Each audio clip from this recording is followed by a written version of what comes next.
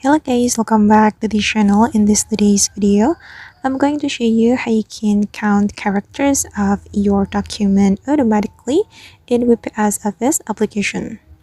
Okay, let's get into it guys. Here I have opened my document in my WPS Office mobile application, and for example, I'm going to count characters of this document. If we want to do that, we just need to go to the section that's full tags option, and then you can click on it, and here you will be able to get some information about how many words you have, how many characters, what spaces you have, and characters what no spaces.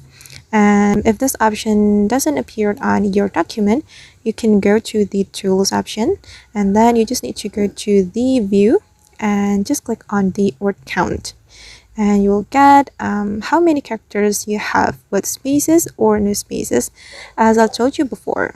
So this is like a quick access, and if this quick access is not active, you just need to go to the tools and go to view.